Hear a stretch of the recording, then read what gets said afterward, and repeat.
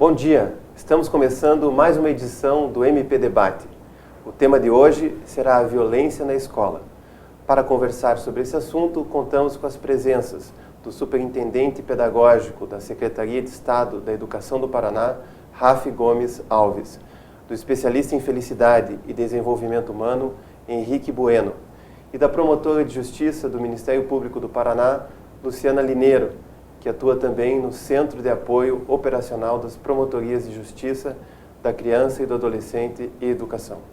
Sejam muito bem-vindos. Antes de nós iniciarmos nosso bate-papo, eu gostaria de convidar você, que está nos assistindo, para enviar perguntas e sugestões sobre esse tema para o e-mail mpdebate@mppr.mp.br.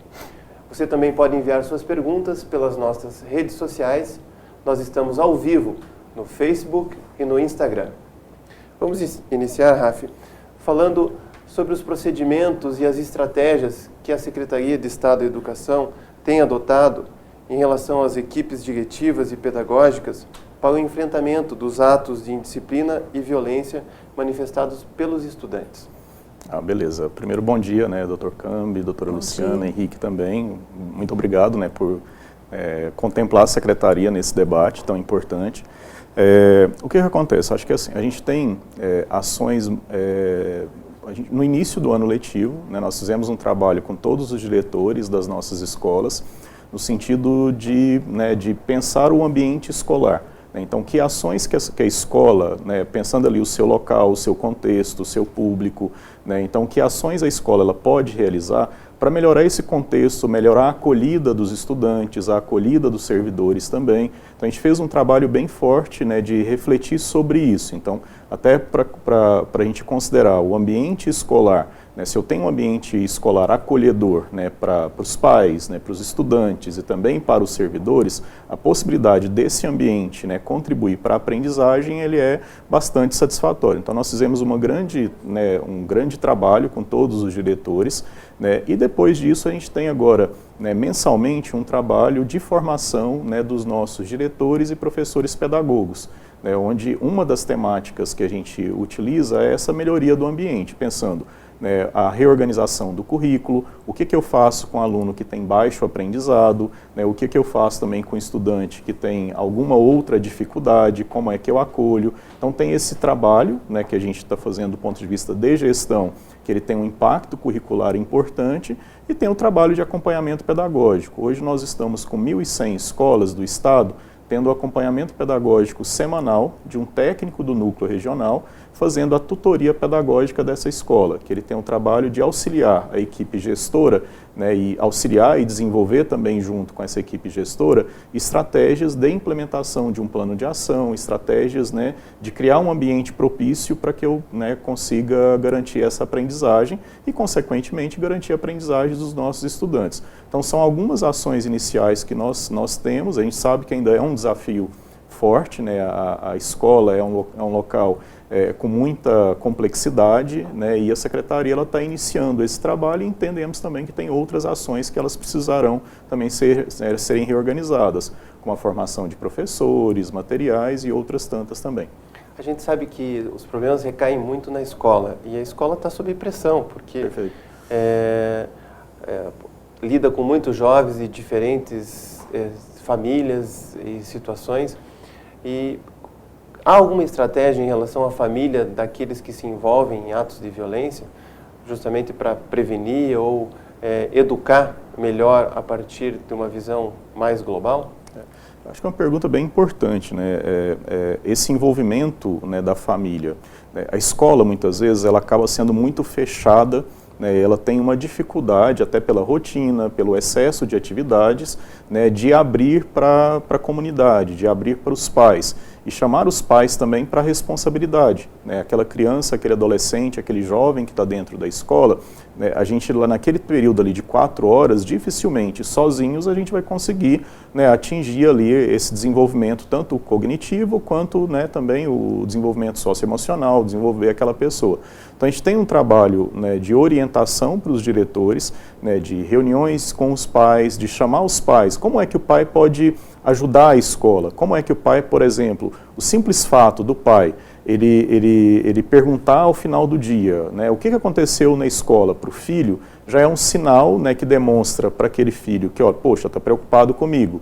E além disso, o pai pode, diante dessa conversa, ele pode agir, né, para orientar o filho de alguma situação que não foi adequada, identificar quando ele tem que entrar em contato com a escola diante de um relato que não foi um relato tão interessante.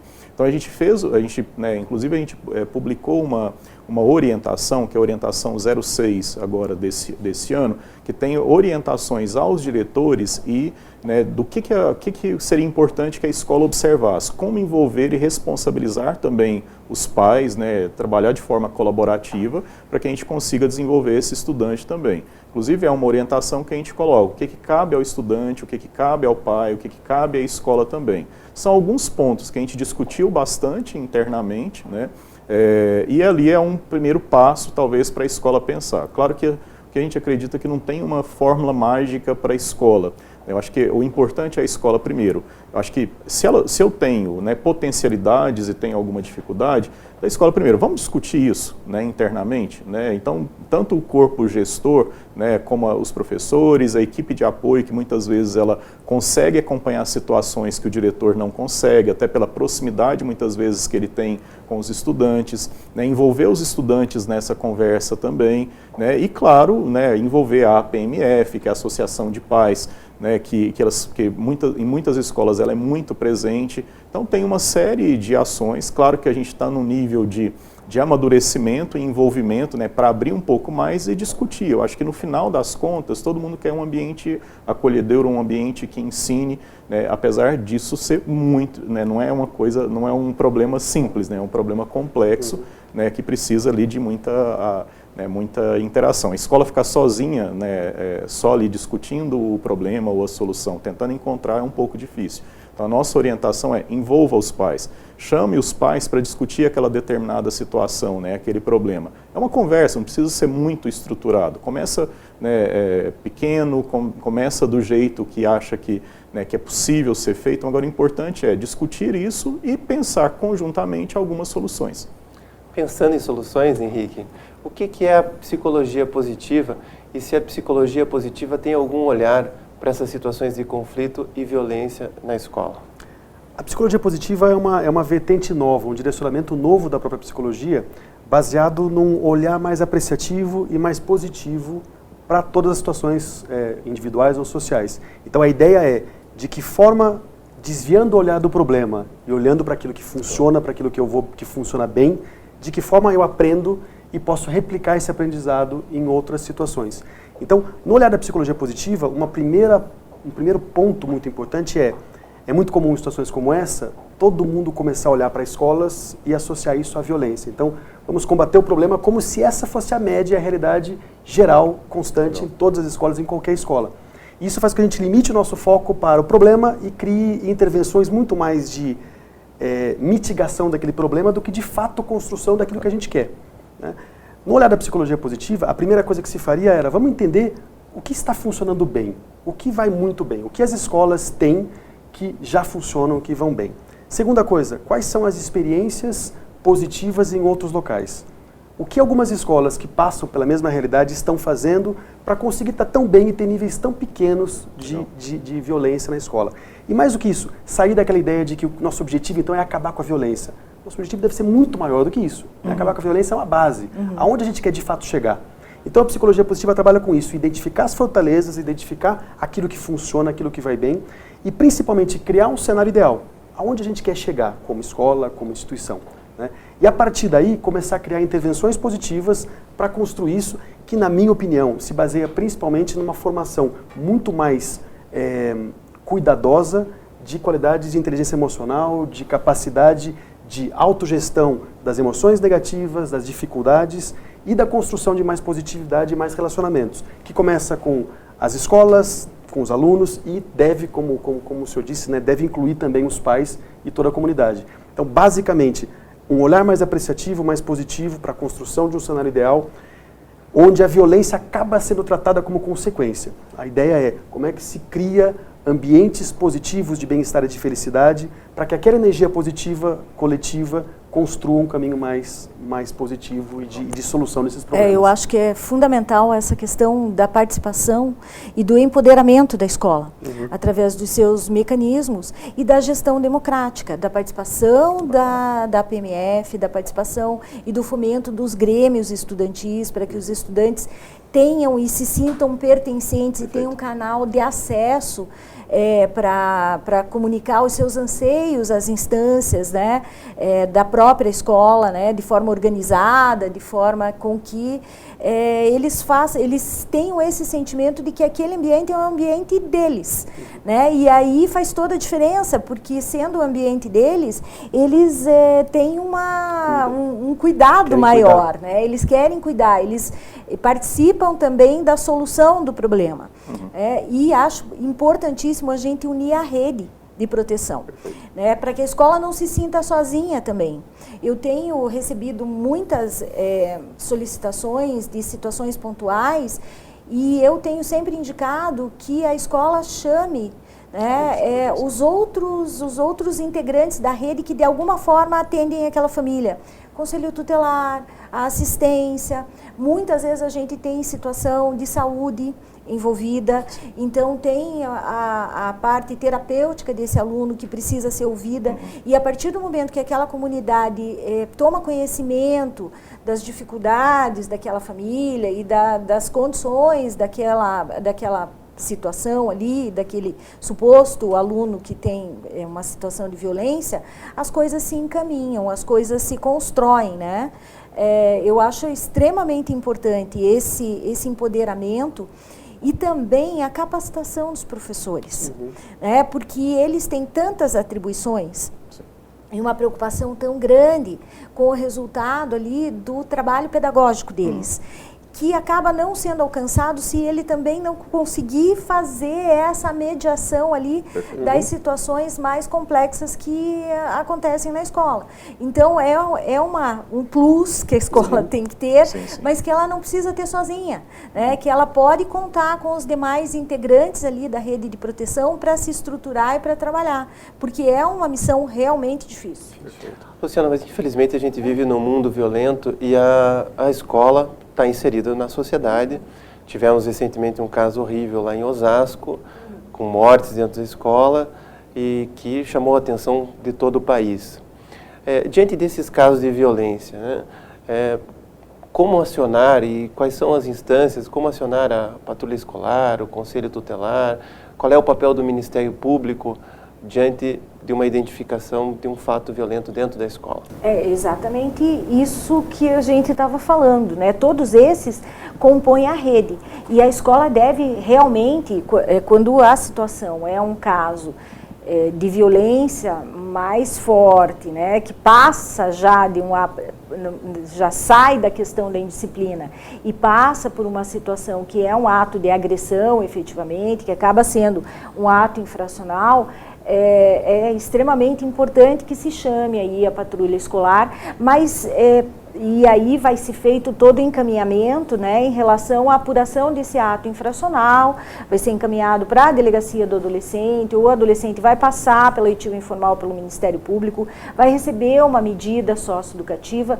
mas paralelamente a construção do que ficou na escola tem que ser restaurada. Porque aquele ambiente escolar, ele acabou sendo vilipendiado. Então, a condição para que esse adolescente volte para essa escola, ela precisa ser preparada e precisa ser pensada. Então, é importante também que se chame o Conselho Tutelar, que é órgão de proteção, que se chame os demais atores da rede de proteção, que se pense em estratégias para que aquela situação de conflito, ela possa ser mediada para que esse aluno retorne para a escola numa situação de tranquilidade, para que não volte estigmatizado por ter sido, né, por ter praticado ato infracional, para que não seja uma situação imposta, né, para a escola. Claro, a lei determina, a lei impõe, ele tem o direito à educação, mas para além disso, essa reestruturação desse ambiente escolar precisa ser reconstruído, porque senão, se for uma situação imposta, não é bom nem para esse adolescente e nem para a comunidade, que se sente insegura, né? A gente tem muitas situações em que há uma pressão, além de tudo, a direção da escola recebe uma pressão muito grande dos demais pais, das outras crianças, que se sentem inseguras, que não compreendem direito o que está acontecendo e que ficam muito preocupados com os seus filhos. Então, tudo isso tem que ser trabalhado. É uma missão bem complexa, mas é fundamental que isso seja feito para que a gente possa ter uma reconstrução daquele ambiente saudável, para que a escola possa ir caminhando e ir se integrando, porque, né, dentro da sua normalidade, porque senão nós vamos ter um ciclo vicioso de reações de violência e de reações de contra-violência que acabam só gerando mais danos e mais traumas para todo mundo. É porque tem aqueles casos de adolescentes que reiteradamente cumprem medidas socioeducativas. E isso, como você disse, gera um desconforto, tanto no ambiente escolar quanto para as famílias. Sim. São casos mais difíceis.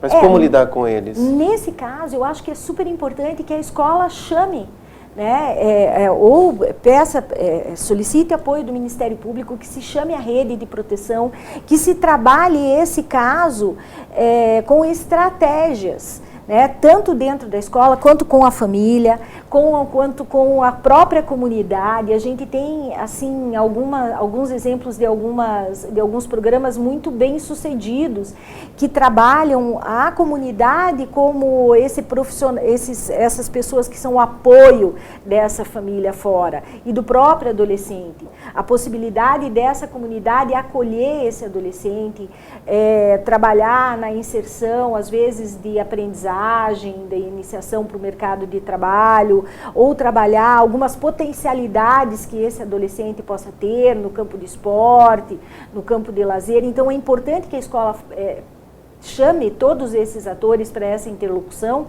para que se achem outros caminhos para trabalhar esse jovem, que afastem ele dessa prática violenta.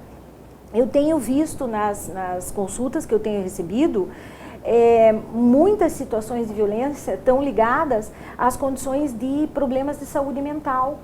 Então, que a escola, às vezes, sequer tem conhecimento. E acaba que lá dentro da escola acontece um ato de violência, e quando a escola vai procurar se informar melhor, o adolescente tem um problema de saúde mental, ele tem acompanhamento médico, ele toma, né, a medicação, e a escola sequer sabe. Então, a escola não foi preparada para trabalhar também esse aluno. Então, é extremamente importante que haja esse contato. É que muitas vezes a escola é pressionada para tirar o aluno dali, né? Exatamente. E é importante que a gente explicasse para quem está nos ouvindo que a internação é excepcional, né? Exatamente. É possível, até quando se tem uma situação bem grave de saúde mental, a questão do ensino domiciliar. A escola propicia isso, tem um programa próprio para isso. Mas ele é provisório só por um período ali em que aquela situação de crise esteja muito evidenciada. Esse aluno, o lugar dele é dentro da escola. Então, ele vai ter que retornar. As estratégias para que isso aconteça, para que ele se sinta bem e os demais também se sintam confortáveis, saibam como trabalhar essa situação, é extremamente importante. Não são situações fáceis, mas eu reafirmo que a escola não pode estar sozinha nisso. Ela tem que chamar a promotoria, porque normalmente as situações envolvem ali ou a questão de acompanhamento de medida protetiva, ou a questão de acompanhamento de medida socioeducativa. Então, a promotoria tem uma condição de articular essa rede de proteção junto com a escola, para que essas estratégias sejam traçadas, né? E cada um veja dentro das suas condições, das suas atribuições, o que pode fazer para melhorar essa situação desse aluno para a permanência dele na escola. Agora, voltando para a sociedade que é violenta, Rafi, claro que o ideal seria que a gente não tivesse violência. Perdão. Mas a gente vê pelos jogos que as crianças têm no computador, no videogame, os filmes que passam no cinema e que eles adoram, tem violência. O componente de violência faz parte da sociedade. Existem projetos desenvolvidos pela Secretaria para prevenir a violência, por exemplo, ensinando a comunicação não violenta, trabalhando com a mediação nas escolas, com círculos restaurativos. Como é que a Secretaria de Educação pensa a prevenção da violência nas escolas? Eu acho que tem um ponto, né, o que acontece? A gente está num momento agora de implementação de um novo currículo. Né? O Brasil, ele aprovou em dezembro de 2017 a Base Nacional Comum Curricular, que é o documento, né, que orienta o que é direito que o aluno aprenda em cada uma das nossas escolas, né, do país, sejam elas públicas ou privadas. Então, é um documento normativo que diz, né, e esse documento ele foi um avanço importante porque ele não está centrado apenas no conhecimento acadêmico. Ele tem ali, né, na estruturação dele, a gente tem o desenvolvimento de 10 competências gerais. E dentre as competências gerais, a gente tem competências relacionais. Competência aquela de como trabalhar com o outro, como entender que eu posso ter divergência em determinado ponto, mas a gente não precisa brigar, a gente não precisa ser inimigo, né? Como respeitar as diferenças, sejam elas de quaisquer, né, espécies também. Então, assim, como respeitar a pessoa humana, né, como respeitar o outro e também, claro, né, ser respeitado nesse sentido. E o desenvolvimento dessas competências, elas podem, né, acontecer também, e dentre outras, como, por exemplo, né, atuar nas redes sociais, né, como lidar com determinada situação. Então, tem todo um conjunto, né, de competências que são competências para a vida, né, que a gente chama elas de competências socioemocionais, competências para o século XXI, etc. Então, existem vários nomes aí para essa. Mas o importante é porque ela reforça o papel social da escola também. A escola no desenvolvimento daquela pessoa, né, para que aquela pessoa conviva naquela sociedade. Então a base, ela acaba trazendo para nós uma visão de país, né? Então que país que nós queremos e que pessoas, né, que seria importante que tivesse ali para ajudar a construir essa nação. Nesse sentido, o Estado do Paraná, o ano passado, fez um debate bem importante, que foi, a partir dessa Base Nacional Comum Curricular, então o Estado construiu o seu referencial curricular. Que ele é a tradução daquela base, considerando o contexto, né, as questões regionais, culturais, socioeconômicas, né, no Estado. E esse é o documento, e o Conselho Estadual de Educação, né, do Paraná, ele aprovou esse documento, tornando ele norma a partir do próximo ano letivo. Então, a gente está agora no processo de início de implementação, que é o trabalho de alteração do projeto político-pedagógico da escola, olhando para esse referencial curricular que foi aprovado, né, e as estratégias também formativas. Onde é que eu quero chegar? O que acontece? Assim, para dar um contexto onde a gente está. Então, a gente tem uma norma, né, tanto nacional e a norma estadual, ela repete isso também, né, como ela deveria, né, repetir, que há um papel social da escola e existem outras competências importantes que precisam ser ensinadas. Então, por exemplo, eu sou professor de Química. A forma como eu desenvolvo os meus estudantes em Química, ou seja, a forma como eu trabalho a minha aula, eu posso reforçar situações de violência, eu posso reforçar o individualismo, eu posso reforçar, né, que eu preciso, né, o meu desempenho, ele precisa necessariamente ter o desempenho negativo do outro. Então eu posso ter esse tipo de postura.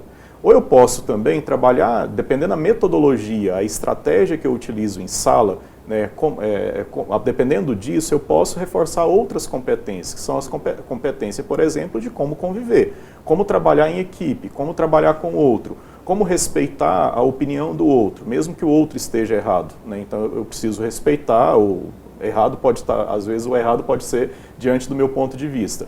Então, nesse trabalho, a gente está num trabalho inicial agora, né, de início da formação continuada dos nossos professores. Inclusive ontem a gente estava com um grupo dos técnicos dos núcleos regionais e alguns professores convidados também, né, das escolas pertencentes àquele núcleo, para começar um trabalho de, vamos entender esse referencial curricular? Como é que eu relaciono o conteúdo de química, por exemplo, ou matemática, ou história, ou geografia, entre outras, como que eu relaciono isso para o desenvolvimento também dessas outras competências que são essenciais? Que tipo de metodologia? Eu pensar uma sala de aula que eu falo e os alunos me escutam, dificilmente eu vou conseguir desenvolver, né, essas outras habilidades e competências que são tão necessárias. Agora, se eu penso uma sala onde, por exemplo, tem estratégias bem legais que eu vejo acontecer em muitas escolas, né, por exemplo, o professor ele chama outros colegas, outros estudantes, para ajudá-lo a ensinar outro colega, que é a monitoria de alunos, né? Então você tem alunos que às vezes têm um bom desempenho em uma determinada disciplina, essa pessoa ela acaba ajudando os outros colegas dentro da própria aula. O professor que organiza a sala em grupos, né, que organiza o desenvolvimento de tarefas naquele grupo, com metodologias diversas. Então, assim, tem um trabalho curricular que a gente precisa, né, também considerar. É claro que trabalhar dessa forma, muitas vezes nós professores, seja lá no ensino superior, né, no curso de licenciatura, a gente não teve a formação talvez adequada para trabalhar com esse tipo de estratégia. Então, por isso que cabe também agora, no caso, à secretaria, com as formações continuadas, também trazer esse tipo de abordagem. Agora é importante, assim, só para, né, pontuar, retornando um ponto que o Henrique trouxe, né, a gente tem muitos casos bacanas na rede. A gente tem, assim, os casos de sucesso, eles são, né, infinitamente maiores do que os casos, né, de dificuldade, né, que acontece. Talvez eu acho que uma coisa muito semelhante em relação a esses casos é a escola, o professor, ele não fez aquilo sozinho. Ele fez aquilo debatendo, né, confiando no aluno, dando alta expectativa para aquele aluno, tendo o apoio da equipe gestora, os pais também cientes, né, daquilo que está acontecendo e ali tendo um trabalho, né, colaborativo. Então são alguns pontos que eu acho que é importante, né, a gente pensar do ponto de vista curricular. Então não é só ensinar matemática, eu posso ensinar matemática de um jeito que eu desenvolva essas competências para lidar com o outro. Eu acho que aquele modelo tradicional pedagógico, perfeito, há muito tempo está falido. Né? E os nossos jovens já demonstraram isso muito claramente, né? Até porque o conhecimento hoje, o acesso ao conhecimento está muito fácil. Né? É claro que aí você vai trabalhar a questão do nível do conhecimento, mas eles têm muita ferramenta digital para a busca de um conhecimento, para pesquisa, para uma série de coisas. Então, essa questão de se trabalhar outras formas metodológicas de se repassar o conhecimento, potencializando o protagonismo dos adolescentes, eu acho que é fundamental. É exatamente o que o professor falou, é difícil porque a formação dos professores não foi assim. Né? Então, agora eles têm que se recapacitarem, né? Se reinventarem. Mas as iniciativas mais bem-sucedidas contam efetivamente com a participação e envolvimento dos alunos na prática do conhecimento, na formação do conhecimento. E isso é fundamental, porque aquele modelo, eu ensino, você ouve, não funciona mais. Não funciona mais até porque cientificamente já está comprovado que os nossos jovens pensam de uma outra forma. Né? Essa facilidade do conhecimento e da rapidez da informação fez com que o desenvolvimento das nossas crianças seja completamente diferente. Né? E essa questão da violência, dos jogos, a gente não tem ainda uma comprovação científica de que isso tenha um impacto real na vida das crianças. O que tem um impacto real na vida das crianças que eles trazem para a escola é quando a família é violenta. Então aí sim, porque eu acho que a criança consegue de um determinado momento em diante fazer uma distinção entre o que é o mundo real e o que é a brincadeira, o que é o filme, o que é o jogo. Mas quando ele vivenciar a violência como forma de expressão, quando ele é educado daquela maneira, causa muita dificuldade. E quebrar esse tipo de situação é difícil porque quebrar inclusive o paradigma familiar, o modelo que ele tem. Ele vai para a escola com esse modelo de comunicação. Então isso é muito complexo para a escola, muito difícil, e ela sabe que daí ali ela não conta com o feedback da família, porque a família é violenta também. Então é uma questão complexa de se retrabalhar toda o aluno, junto com as condições que você possa ter, porque ele vai ter que retrabalhar a sua família também, então é bem complicado. Esse ponto, assim, só para uma questão, e isso eu vejo muito nas escolas, isso acontecer, principalmente dos estudantes que ele tem um problema, que a família, infelizmente, não é uma boa referência para ele. E muitas vezes a escola, ela sabendo que a família, naquele caso, em casos específicos, não é uma referência, a escola acaba trazendo só para ela, né, o que né, às vezes sobrecarrega, Então, assim, ela buscar, eu acho que é um ponto importante aqui que a doutora Luciana traz, né, a escola não trazer só, primeiro, ela tem uma responsabilidade, mas ela precisa também acionar outros equipamentos, né, outras instituições, né, para que ajude, né. E tem um trabalho a escola, o conselho tutelar mandou, né, ou teve a definição do Ministério Público e mandou né, esse adolescente para mim. Quantas vezes eu também fui até o Ministério Público, ou fui ao Conselho Tutelar, para entender o caso. A gente tem muitas vezes essa questão da comunicação, muitas vezes ela é muito truncada.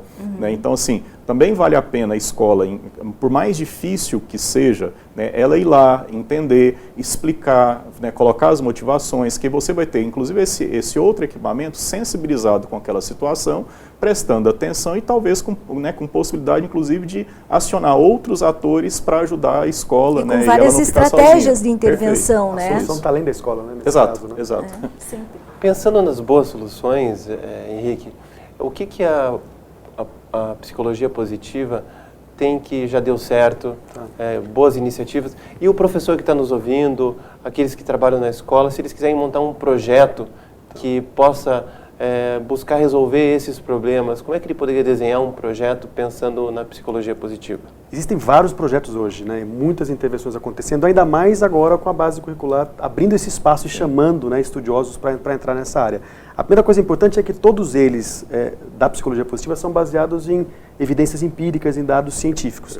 O mais importante deles foi desenvolvido por um doutorando, agora doutor, da Universidade da Pensilvânia, nos Estados Unidos. E ele decidiu, quando ele percebeu o potencial da psicologia positiva em transformar pessoas e organizações, ele disse o seguinte: poxa, a gente precisa levar isso para as crianças. Se a gente conseguir começar da base a criar crianças mais emocionalmente preparadas e capazes de construir comunidades melhores, a gente vai estar resolvendo um grande problema. E o professor dele disse: tá bom, eu aceito que você faça essa tese, desde que você comprove que você consegue mudar o ambiente de bem-estar e de qualidade sem detrimento do rendimento acadêmico. E esse professor fez um trabalho fantástico, ele morou 3 anos no Butão. E no Butão ele implementou com política pública, no país todo, uma formação socioemocional, começando pelos professores, levando aos alunos e depois aos pais, para entender de que forma isso impactaria positivamente os resultados. E as evidências todas mostraram que não só o resultado emocional de bem-estar para a escola, como para as comunidades foi incrível, como o rendimento acadêmico também melhorou. Então, a ideia de que quando você tem ambientes positivos, felizes, de bem-estar, de bom relacionamento, o resultado naturalmente acontece. E os resultados foram, inclusive, medidos do ponto de vista socioeconômico nas comunidades. Tanto deu certo que esse modelo depois foi replicado, hoje ele faz parte de política pública nacional no México, no Peru, na Austrália, na Inglaterra, país, inclusive, dessa referência, que trabalham com esse modelo. E o modelo é baseado em algo que foi dito aqui, que eu acho que é fundamental, né? Não adianta trazer mais uma tarefa, mais algo para o professor fazer na forma que ele já está sobrecarregado hoje. Essa formação, esse projeto começa de dentro para fora. Então, primeiro eu preciso fazer com que o professor teste esses experimentos, né, essas intervenções na própria vida. Ele percebe como a vida dele muda através dessas intervenções. Depois que isso acontece, ele está mais preparado para lidar com as emoções. Como é que eu transformo isso numa comunicação mais positiva e construtiva para ele usar dentro do currículo dele e transformar aquilo que os alunos estão recebendo? Depois eu treino os alunos e em algum momento os pais chegam na escola e pedem: eu também quero participar disso porque eu estou sentindo diferenças com o meu filho. Então tem que começar necessariamente de dentro para fora. É o professor sentindo aquilo na própria vida, não como um peso a mais, como algo a mais a fazer, mas eu senti como isso transformou a minha vida. E depois eu começo a levar isso para os alunos e, com o tempo, com os pais. Então, são projetos que geralmente envolvem treinamento e acompanhamento. Então, não é só mais conteúdo, né? Você treina, pratica e percebe a mudança. E depois você começa a levar isso para os alunos. No Brasil, isso está sendo feito hoje. E é interessantíssimo, né? Você faz um trabalho focado na formação socioeducacional dos alunos e chega a pontos onde os professores chegam para você e vêm comentar como o casamento dele mudou depois desse tipo de treinamento. Então, é algo que começa com a vida do próprio professor e depois ele começa a levar isso para a escola. Tem funcionado no mundo todo e já tem bastante iniciativa também no Brasil nessa área. Agora, nem sempre, Luciana, a gente tem que chamar a patrulha escolar, nem sempre tem que correr atrás do Ministério Público ou do Conselho Tutelar.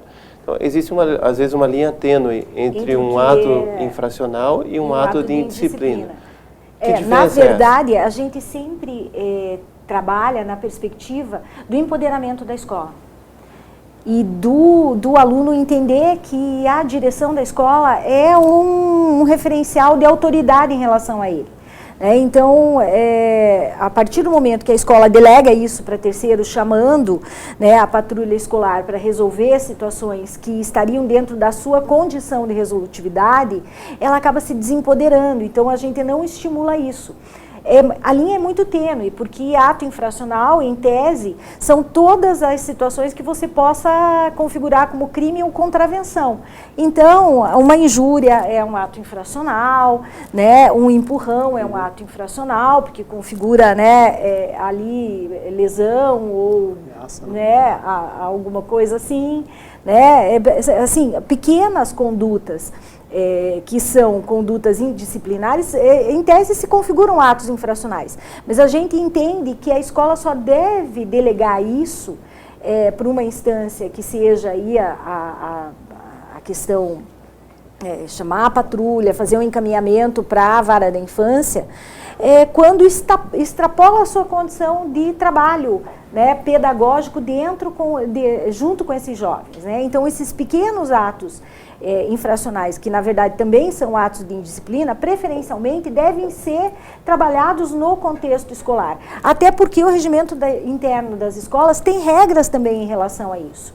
Eu tenho falado, quando vou nas escolas, e principalmente nas escolas que têm crianças mais jovens, da importância de se trabalhar o regimento escolar, para que as crianças entendam, para que elas compreendam e para que elas trabalhem. E eu tenho visto, assim, com bastante alegria, algumas escolas em que, para além do regimento escolar, a professora, na sua sala de aula, estabelece regras. Eles combinam, têm os combinados da sua sala de aula, né? E que são feitos a partir de discussões e de votação mesmo. Olha, aqui tal conduta nós não vamos tolerar, aqui até aqui a gente tolera. Então, assim, é um empoderamento ali da situação da própria comunidadezinha que é aquela sala de aula. Isso é extremamente importante, porque só as situações mais graves que efetivamente fujam do controle da escola. Por exemplo, uma situação em que um aluno vá armado para a escola, daí já é uma situação bem mais séria, bem mais grave, ou que ele tenha um ato completo, uma violência muito mais séria. Aí sim, aí tem que se chamar a patrulha e tem que haver a responsabilização dele, até porque a questão do ato infracional, ela passa pelo trâmite da Justiça da Infância e Juventude, mas o caráter dela é pedagógico. Né? A medida socioeducativa tem um caráter eminentemente pedagógico. Mesmo as medidas mais graves, que são aquelas que propiciam, inclusive, a retirada do convívio social, o viés dela é educacional. Então, a gente tem... ela só deve sair da esfera do poder da escola quando a escola realmente entender que aquilo já extrapola a sua condição de gestão daquela situação.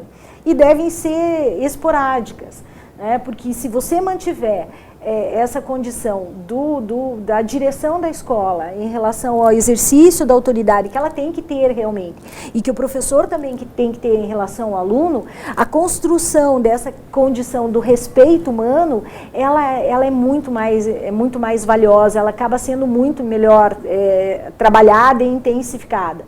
Enquanto você está falando, eu me lembrei da cultura da paz, né? Exatamente. Que é algo que a gente tem que levar para as escolas. E você, que eu acho que vai muito do que, né, o Henrique está fala, né? E você conhece a experiência de Ponta Grossa, da Escola Nobel, que queria que você contasse para eles como é que eles desenvolvem esses círculos restaurativos dentro da escola e quais são os resultados que eles já obtiveram. Lá, na verdade, foi exatamente nesse viés que o Henrique falou. Era uma escola bastante violenta, colocada numa periferia, num local, numa comunidade violenta, e a escola passava por uma situação seríssima de atos de violência dentro da escola, bastante graves, inclusive arrastão dentro da escola. A patrulha escolar vivia na escola todo dia. E aí mudou a direção e a diretora ela disse assim, olha, não posso não posso me satisfazer com esse tipo de situação. Eu tenho que fazer alguma coisa para além disso. E ela foi buscar ajuda da universidade. E daí, junto com a universidade lá, eles trabalharam a metodologia dos círculos restaurativos, E ela fez uma capacitação para os professores que, num primeiro momento, se dispuseram a fazer essa capacitação. Então, ali, professores e a equipe administrativa da escola também. E aí, esses professores começaram a trabalhar essa condição do círculo restaurativo, que é bastante simples, na verdade. É uma volta nossa às origens. A gente volta àquela situação ali das tribos, indígenas, em que todo mundo senta em círculo e que e aí você tem um objeto simbólico, que é o objeto da palavra, e que quem detém aquele objeto da palavra, ele pode falar, enquanto os demais necessariamente têm que ouvir de forma atenta. E isso vai passando e cada um vai tendo o seu momento e a sua condição de falar. E é assim, absurdo o impacto que isso faz. Porque nesse mundo maluco que a gente vive, ninguém ouve mais ninguém. Ninguém vê ninguém. E nessa escola, assim, eles conseguiram perceber que pessoas que eles odiavam dentro da escola, porque eram pessoas mal-humoradas, na verdade estavam passando por problemas familiares e emocionais bastante sérios. E isso acabou sendo evidenciado nesses círculos, onde a pessoa, num dado momento, acabou abrindo o seu coração e contando aquela experiência. E aí a escola abraçou essa pessoa. Por exemplo, a pedagoga dessa escola era uma pessoa difícil que ninguém gostava. Alunos não gostavam, diretor não gostava. A equipe administrativa não gostava, porque diz que ela não dizia bom dia, ela rosnava para todo mundo. Era uma coisa absurda. Mas ela precisava ouvir isso de alguém, né? E aí, mas ela estava passando por um problema muito sério. E aí, a partir do momento que ela foi uma das últimas a ir para a capacitação. Quando ela se dispôs a ir para a capacitação e ela sentou e as outras pessoas escutaram as questões dela e ela conseguiu falar o que ela estava passando dentro da vida dela, ela se sentiu acolhida e abraçada e mudou completamente o comportamento. Hoje essa escola é impressionante, porque assim, o básico é falar e ouvir com atenção e carinho e sem julgar. É uma das regras do círculo, é não ter o julgamento em relação àquele que está falando e a confidencialidade do que aquilo que está sendo dito não vai sair dali. Então é uma coisa muito simples, muito básica, mas que faz uma transformação absurda. Doutora, e é muito interessante isso, porque do ponto de vista cognitivo, a nossa primeira reação sempre vai ser de encontrar as diferenças. Então, intuitivamente, sem a gente de fato pensar a respeito, a gente já olhou para alguém e já sabe se gosta ou não gosta. E já começou aí um processo de exclusão.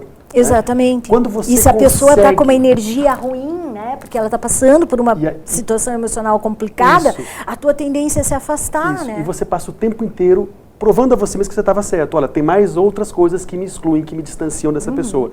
Quando você para ouvir e se colocar de forma curiosa, você tira a informação aqui da amígdala, dessa parte primitiva do cérebro, traz para frente e você começa a buscar o que me conecta. Talvez eu também tenha um problema em casa.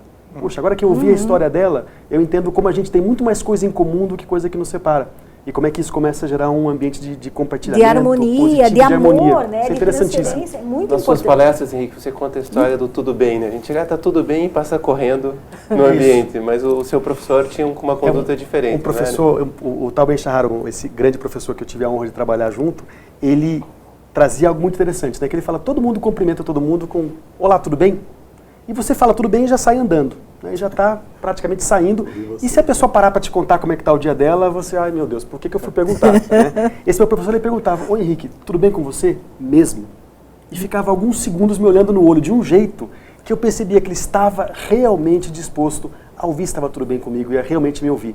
E a diferença que isso traz, do ponto de vista de relacionamento, em você realmente querer entender o outro, querer ouvir, ser curioso, querer conhecer a outra pessoa, isso transforma comunidades. Então esse projeto é interessantíssimo e eu achei legal também que ele traz muita ideia do protagonismo. Uma diretora que não aceitou o ambiente. Eu não preciso conviver com isso, alguma coisa tem que mudar e para mudar talvez eu não possa fazer sozinho, eu tenho que procurar ajuda. Acho que isso é interessante. Esse ponto, acho que é bem importante, porque não adianta, por exemplo, pensando a secretaria querer mudar a escola. né? Se a escola ela também não se indignar com aquele resultado, né? Indignar com aquela determinada situação e pensar estratégias ali do que pode ser feito. Né? E pensar aquela resolução, não de cima para baixo, mas aquela resolução daquela situação, né? De forma um pouco mais horizontalizada. E tem uma situação, normalmente a gente tem uma tendência de potencializar muito os problemas, por mais difícil que a rotina da escola seja. A rotina da escola é muito complexa, ela é difícil, acho que a gente não minimiza de maneira alguma essa situação. Principalmente as escolas que são maiores, né, que você tem toda uma complexidade de gestão, né, e de currículo bem complicada. Né. O que acontece? Nesse sentido, assim, a escola, primeiro, ela percebeu, olha, eu quero ter um ambiente mais agradável para todo mundo. É uma questão de postura e uma questão de, olha, gente, nós convivemos aqui, grande parte dos servidores, eles estão naquele momento ali a maior parte do seu dia. Às vezes eles convivem mais na escola do que com a própria família. Então, como tornar aquele ambiente mais prazeroso, por mais difícil que seja? Então, não adianta a gente lutar contra algo se a gente não envolve aquelas pessoas para essa discussão. Os alunos também, se você chama, né, como a Luciana colocou da professora, que construiu seus combinados ali de forma colaborativa. A estratégia é fantástica, porque na realidade deixa de ser algo dela e passa a ser algo que cada todos, que estão ali, eles vão defender. Todo mundo é protagonista da solução. Exatamente. Isso. Então, assim, e a tendência deles serem mais rígidos nas regras é muito maior. Com certeza. Inclusive a gente acha, olha, gente, calma, vamos lá menos, não precisa tanto assim. Com certeza. Eu participei de uma em que eles fizeram um júri simulado com o regimento interno. Nossa! Não passava nada. Calma, gente, vamos lá. Então, é assim. E o que é bacana nessa escola depois, Cambi, que eu achei fundamental, que eles conseguiram enxergar, inclusive, as invisibilidades. Eles conseguiram enxergar e trazer para dentro do círculo a turma que fazia o apoio de limpeza, de cantina, que são pessoas que às vezes passam na invisibilidade, né? Que você não tem, assim, você não olha no olho, você acaba... Então, tudo isso foi muito bacana. Essas soluções negociadas são muito boas, né? Eu tenho um filho adolescente em casa e tenho o bendito problema do celular, né? E o celular tira o foco da criança, não tenho dúvida. E uma amiga minha que é advogada escreveu lá, junto com os filhos, que eles têm direito ao celular por 2 horas. Fizeram um contrato e todos assinaram, botaram na porta da geladeira. Quando eles começam a chiar, que já passou as 2 horas, ela aponta lá, ó, tá vendo a tua assinatura lá? Agora você tem que cumprir. Mas na verdade, são conceitos básicos da civilização que eu acho que a gente foi perdendo com o passar do tempo, que a gente tem que resgatar. Para não partir para a violência, porque você vai tirar o celular, você vai bater, exatamente. Você vai deixar de castigo. Isso não vai gerar coisa boa. Não tem necessidade nenhuma disso. Né? Se você conseguir com que a criança, né, e o adolescente, ele entenda e ele compreenda o quanto aquilo é importante para ele mesmo. Né? E eu atendia muito adolescente autor de ato infracional. E aí, quando eu via que tinha um problema de comportamento, eu pegava e conversava com ele, olha, mas vamos sentar aqui e vamos pensar comigo, vamos fazer um exercício. Se coloca no lugar da sua mãe. Então você cria a criança, você empatia, tem uma dificuldade, você não dorme de noite, você abre mão de um monte de coisa que você gostaria de fazer para dar tudo de bom para essa criatura. De repente essa criatura está lá com 14, 15 anos e se sente o dono da casa. E quer mandar em você, e quer mandar em tudo e não quer cumprir mais nada e não aceita mais nada. O que você ia fazer com o seu filho? É muito interessante porque a maioria dos adolescentes ia quebrar. Eu ia descer comigo.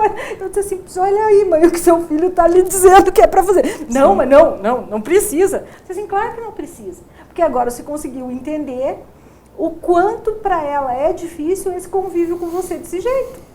Então, essa condição de você, da alteridade, né, de você olhar o outro, de você prestar atenção, ela é impressionante. Sim. O resultado que isso traz. É quando você desconstrói essa coisa do individualismo, que cada vez está mais potencializado, né, porque a gente A gente vê as famílias vão em restaurante, é cada um no seu celular, as pessoas não conversam, não olham no olho, não se preocupam. E assim, não é na escola, tá tudo bem, em casa, família, né? É em casa, é na família.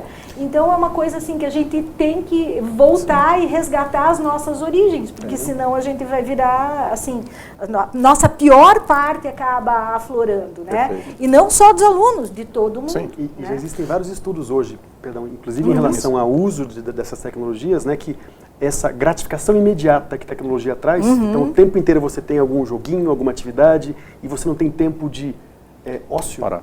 Né, de parar, de E refletir. respirar isso tem um impacto negativo na formação do nosso cérebro impressionante, né? E que gera, inclusive, gerações que às vezes são incapazes de lidar com a dificuldade. Ansiosas, com né? Tudo tem que ser bom e tem que haver uma curtição o tempo todo. Isso é um problema que cada vez é mais estudado e tem mais evidência. E paralelamente aquela sensação de não responsabilidade, né? De isolamento. É que você está protegido de alguma forma porque você não está em contato, né? Você está protegido de alguma forma por algum mecanismo que não te deixa ser o protagonista mesmo, né? Vai a mensagem, vai a ofensa, mas eu tô aqui na minha casa protegido, o negócio não volta para mim. Né? Então isso é uma condição estranha. Tem né? algo até interessante. Eu lembro na minha infância que eu assistia ficção científica e eu sonhava com um dia que a gente ia poder falar, conversar no telefone vendo a outra pessoa. A gente tem isso hoje, ninguém quer mais. As pessoas querem só mandar emoji e mensagem. Ninguém quer falar mais, nem ao telefone. Né? Então, mas a grande questão aí é como lidar com as frustrações. Né? Sim. Isso vale para o adolescente, vale para a criança, vale para nós todos. Né?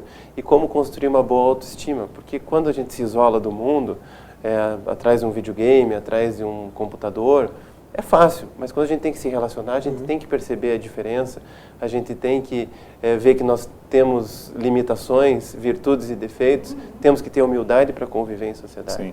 E tem um ponto, assim, quando olha, né, na prática, né, de construção coletiva, né, na prática ali de rodas de conversa, né, essa cultura, a gente está também, nesse trabalho de negociar, a gente também se esforça para explicar a motivação. Normalmente a gente tem por uma questão de tempo, às vezes falta de preocupação ou alguma questão, a gente emite uma regra e a gente não explica a motivação para aquela regra, certo? Então quando você, por exemplo, ou o motivo daquela determinada decisão, quando você tem a preocupação de explicar para o outro, olha, a gente entende, tal, mas a gente vai ter que tomar essa decisão por esse motivo. O outro ele também passa a respeitar um pouco mais aquela motivação, mesmo que muitas vezes ele não esteja de acordo. No primeiro momento, exatamente. Né? Então essa questão de criar empatia, de ver que o outro pode ter um posicionamento diferente, de colocar o outro também para ser coautor também daquela interação, daquela ação, daquela norma ou combinado, é uma estratégia bem importante, porque ela tem a corresponsabilização pela implementação, mas também eu estou trabalhando o desenvolvimento de outras competências relacionais que são, olhando a base, olhando o referencial curricular, ela passa a ser uma deliberação para a escola, uma responsabilidade, mas ela também acaba utilizando ela para outros benefícios para a escola. Então, assim, é bem importante que a escola também, ela pense nessa construção coletiva, mas para além da construção coletiva, que eu estou desenvolvendo as pessoas para que elas consigam fazer isso em casa, com os colegas, desenvolver para o trabalho, para a universidade e outras situações também. Luciana, tem chegado algumas perguntas aqui a respeito do bullying, né? O que é bullying e como a gente deve lidar com o bullying nesse conceito, assim, de trabalhar com as diferenças, lidar com as frustrações, construir uma boa autoestima? Na verdade, o bullying é aquela conduta que ofende reiteradamente, né, a pessoa, ou verbal ou fisicamente, né, mas que agride de forma reiterada. Então, às vezes a pessoa diz assim, mas fulano está praticando bullying comigo porque foi uma... Não, o bullying tem essa condição de ser um assédio reiterado em relação àquela pessoa de forma depreciativa. E é extremamente importante que a escola esteja atenta para essas situações, porque a gente tem visto que a internalização dessa violência para a vítima do bullying, ela é muito séria realmente. E às vezes, a gente vem de uma geração em que isso não era muito valorizado. né, a nossa geração, que é uma geração um pouco mais velha, a gente convivia com essa condição de uma maneira em que isso não havia uma valorização em relação a isso. E, de alguma forma, muitos de nós desenvolveram mecanismos de defesa. Mas, provavelmente, muitos sofreram muito e até hoje sofrem por conta que não conseguem desenvolver esses mecanismos de defesa e acabam ou partindo para atos de violência ou até para situações que levam aí à condição de automutilação. A gente tem isso muito forte e até dentro suicídio, das escolas, que são... e até a condição do suicídio, né? Que a gente tem uma preocupação muito grande em relação a isso. Quando não envolve outras pessoas, Exatamente. Voltando para o caso de Osasco e outros aqui, Exatamente. em que ele se torna um herói na medida em que ele mata todo mundo, depois se mata. Ele acaba conseguindo chamar a atenção para aquele sofrimento que ele estava da pior forma, porque ninguém conseguiu enxergar isso. Então, é importante que a escola esteja atenta a essas situações e faça uma intervenção bem rápida, bem precoce, no sentido de trabalhar, né, em relação a toda a turma ali, o quanto isso impacta e reescrever os combinados de respeito, né, porque senão essas situações acabam que fogem do controle, porque a pessoa ali que sofre aquilo vai internalizando e isso acaba sendo uma prática comum dentro da escola, é aquilo, e invisível, né? O professor não nota, os demais alunos também não têm noção do quanto isso impacta na vida da pessoa, quanto isso faz com que gere sofrimento, né? Porque é engraçado, todo mundo ri e aquilo acaba passando como uma questão de brincadeira, quando na verdade está gerando uma situação sofrimento, né? Bem grave. E esse ponto, assim, eu acho que é importante a gente prestar um pouco mais de atenção, né? Então, às vezes, eu, professor, né, ou gestor escolar, a gente entende aquilo como algo natural e normal daquela etapa, né, ou daquela fase, né, daquele público. E às vezes o professor, sem querer, entra na própria brincadeira, brinca junto. Então isso precisa ser, né, eu preciso ter muito cuidado com isso. Cada pessoa é uma pessoa, cada pessoa ela sente, talvez aquele apelido ou aquela situação que é reforçada pode ser que para mim é uma coisa super tranquila, mas para a pessoa é algo que tem um significado muito forte. Né? Então acho que saber respeitar esse limite do outro e ter o cuidado do outro, né? Eu acho que o grande pacto na escola talvez seria como é que eu cuido do outro também. Porque eu cuidando do outro, eu estou cuidando de mim. Né? Então, assim, eu preciso ter um cuidado até mesmo em sala de aula, de não ser levado, por exemplo, a situações de violência, sejam elas verbais ou outras formas, não ser visto como naturalidade. Né? Aquilo, em algum momento, olha, gente, vamos olhar, isso está legal? Tá bacana, você, né, está sentindo bem, fulano, né? Então acho que tem uma questão de prestar atenção nisso, reforçar, né, trabalhar, né, do ponto de vista positivo mesmo, né, para que as pessoas se respeitem e criem um ambiente mais agradável para todo mundo, né? E eu acho que é uma questão também de não olhar para essa situação como o agressor e o agredido, mas como duas pessoas que, né, existem várias semelhanças ali. O que pode ser compreendido nisso, né? Como é que a gente aproxima as pessoas ao invés de continuar criando mais distanciamento, né? Sim. E às vezes só o fato do agressor ou dos agressores terem conhecimento e ouvirem a pessoa que sofre e o que isso gera nela, faz com que elas repensem e não façam mais, porque é uma situação tão... Né, eles conseguem aí entender o quanto isso gera de sofrimento no outro. Às vezes né? ele faz pela risada que o grupo traz depois e não está entendendo ainda. Exatamente. E dentro dessa questão de habilidades socioemocionais, né, hoje está muito claro, né, que isso pode ser aprendido. A pessoa pode aprender e praticar e crescer em generosidade, em gratidão, em apreciação. E a gente tem que ensinar para as crianças pequenas. Porque como é que ela treina isso, né? Porque as crianças pequenas normalmente são as mais cruéis, né, com as diferenças.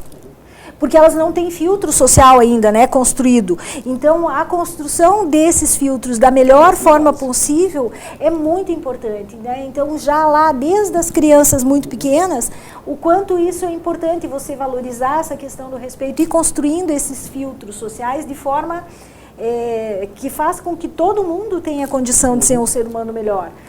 Então é Bom, o importante. Henrique tem 3 crianças pequenas em casa, é uma Pequenas ainda. escadinha, né? Então, diz para nós, de que forma focar em felicidade e bem-estar pode contribuir para a diminuição da violência nas escolas? Tá. Basicamente, a nossa sociedade foi toda projetada no modelo conquista, e essa conquista vai trazer um resultado que é te fazer mais feliz. Então, quando eu comprar uma casa, quando eu for morar na praia... Conquistas materiais, né? Quando eu tiver um ambiente positivo. Então, parece que eu sou professor hoje, minha vida está muito difícil, está uma droga. Quando eu tiver um novo emprego, quando eu conseguir aquele novo emprego, aí sim. Né? Então, a gente sempre foi treinado eu preciso conquistar, crescer, para conquistar no final aquilo que eu realmente quero, que todo mundo quer, inclusive como pais, que a gente quer para os nossos filhos, que é mais felicidade. Sim. Então, a projeção da felicidade ficou além do horizonte. Eu tenho que conquistar alguma coisa. E não que as conquistas não sejam importantes, elas são muito importantes na construção do bem-estar, sim. Mas elas trazem efeitos passageiros. Então, eu consegui um aumento no salário, eu tenho algumas semanas de felicidade e depois eu volto ao normal até a próxima promoção. A gente sempre vai correndo atrás de algo a mais. O que as evidências todas sugerem hoje é que esse modelo não funciona, mas o contrário é verdadeiro. Ambientes mais felizes, pessoas mais felizes, elas, em regra, tendem a se desenvolver muito mais, a atingir muito mais sucesso, inclusive o próprio sucesso financeiro. E uma das formas, né, existem várias intervenções para ser feitas, e pensando nos meus filhos agora, né, uma das principais formas de você lidar com isso, de construir mais positividade, na verdade as duas principais, é você construir mais capacidade para lidar com a vida como ela é. Então, esse nosso modelo de eu preciso de um comprimido que resolva os problemas, ou eu preciso que os relacionamentos sejam bons e ponto.